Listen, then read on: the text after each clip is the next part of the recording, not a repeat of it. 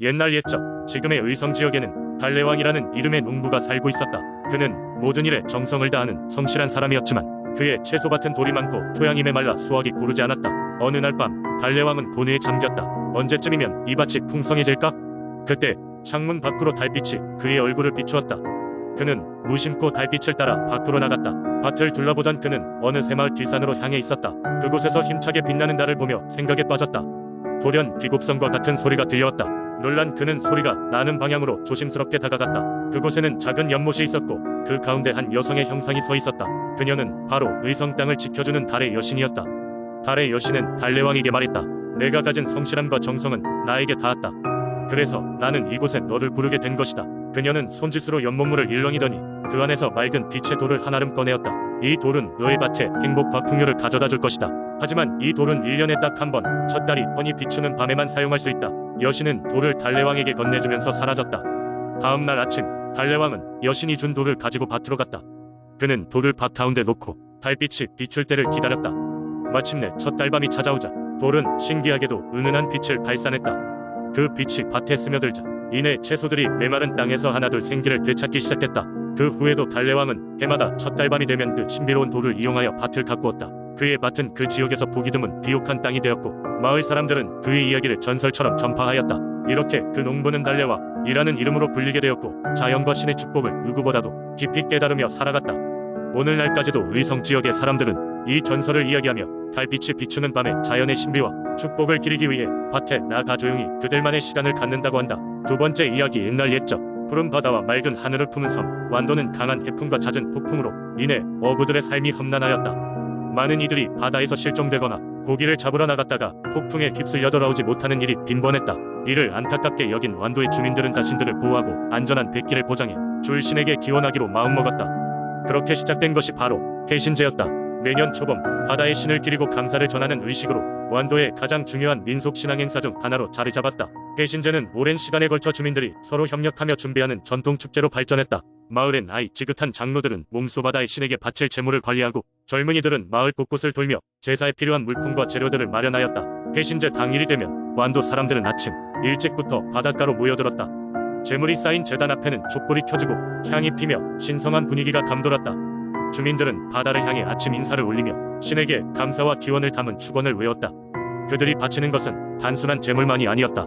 그 속에는 바다를 향한 존경과 두려움, 그리고 가족과 이웃의 생명을 위한 간절한 마음이 그대로 담겨 있었다. 그리고 제사가 끝나면 마을 사람들은 바다로 나가기 연비적인 항해를 시작했다. 무사 항해를 기원하는 의미로 각자의 배에 그해 가장 좋은 수확을 바치기로 하였다. 그리고 이들의 항해는 단순한 조업이 아닌 바다의 신에게 무사함을 보장받는 중요한 의식의 일부가 되었다. 해신제가 끝난 후 완도의 바다는 마치 축복을 받은 듯 고요하고 잔잔해졌다. 이것은 단순한 자연 현상이 아니라 주민들의 믿음과 신앙이 빚어낸 기적이라 믿었다. 해신제가 마무리될 때쯤엔 주민들 모두가 바다의 신에게 감사의 마음을 전하는 행사로 막을 내렸다. 각자의 배가 항구로 돌아오면 마을 사람들은 서로를 환영하며 긍정적인 기운을 나누었다.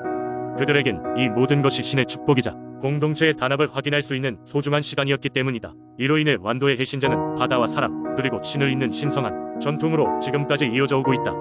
세 번째 이야기. 강원도 양구에는 수려한 자연 경관으로 둘러싸인 아름다운 마을이 있습니다. 이곳은 특히 광포산으로 유명한데 이 산에는 오랜 세월에 걸쳐 전해 내려오는 독특한 민속신앙이 자리 잡고 있습니다. 양구의 주민들은 광포산 신님을 숭배하며 매년 봄이면 산신제를 지내 고구에게 감사를 표합니다.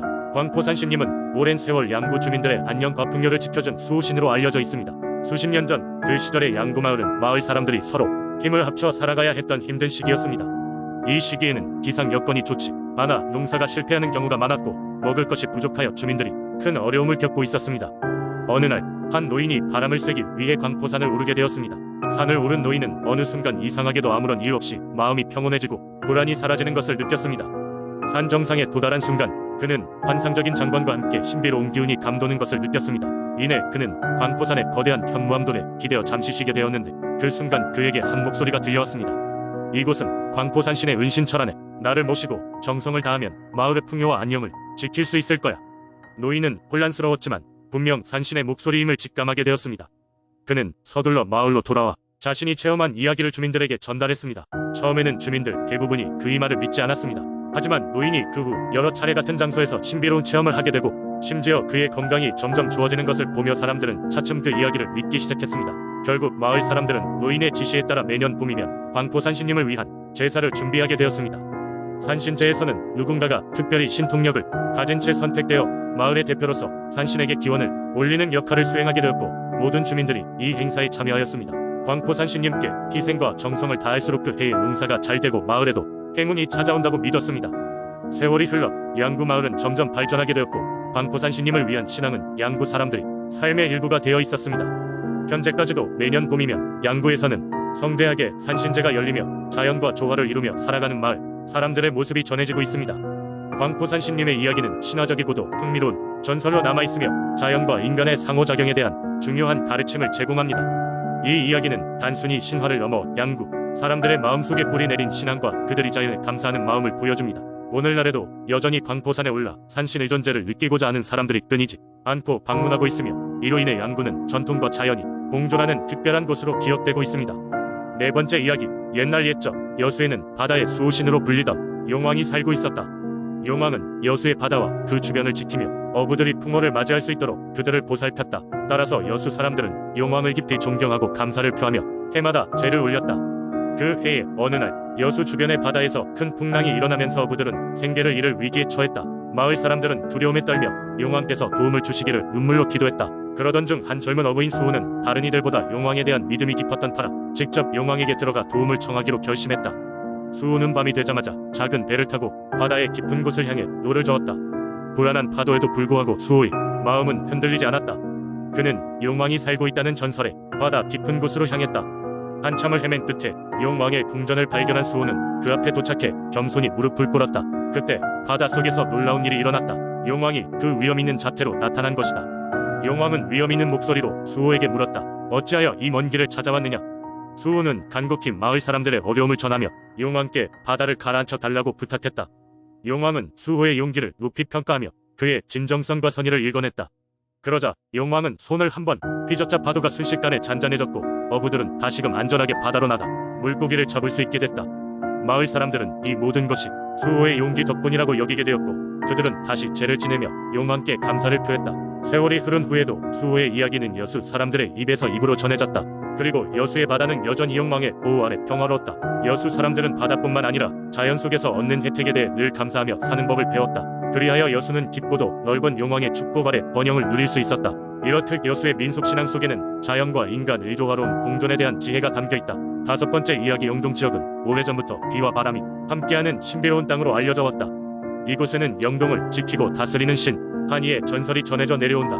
한이는 비와 바람의 신으로 그의 존재는 영동의 산과들, 강과 바다에 깊숙이 스며 있었다. 오래전 영동 지역은 극심한 가뭄에 시달리고 있었다. 사람들은 메마른 논밭을 보며 절망에 빠졌고, 물이 부족해짐에 따라 모든 생명체가 고통을 겪고 있었다.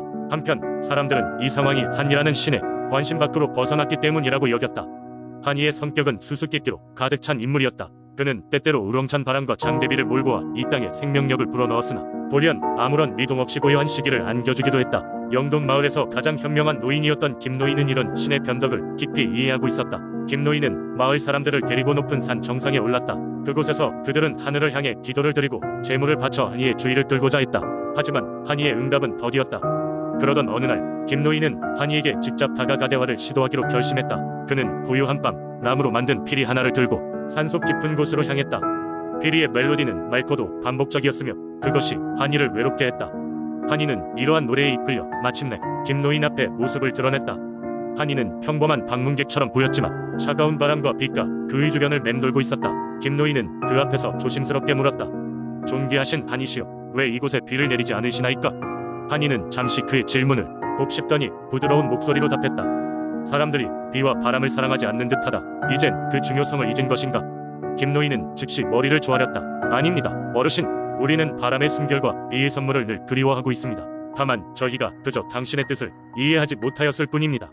한이는 김노인의 솔직한 대답에 미소를 지었다. 그렇다면 나는 너희에게 다시금 비와 바람을 선사하겠다. 그러나 너희는 그것의 가치를 잊지 않고 감사할 줄 알아야 하느니라. 한이는 그 즉시 장마를 내려 영동의 기적을 선사했다. 영동은 다시금 물을 얻었고 들판은 생명력 넘치는 초록빛으로 변했다. 사람들은 비와 바람을 통한 한이의 은총을 반복적으로 기억하며 매년 제사를 지냈다. 이로 인해 한이는 영원히 그들의 일상 속에 머물렀고 영동의 자연은 풍요로움을 되찾게 되었다. 김노인의 지혜로움과 그날 밤의 용기는 영동 사람들 사이에서 세대를 넘어 전해지며 비록 신화 속 이야기에 불과하지만 그날의 영정 만남은 영동 민속 신앙의 중요성을 기억하게 하는 중요한 이야기로 남아있다.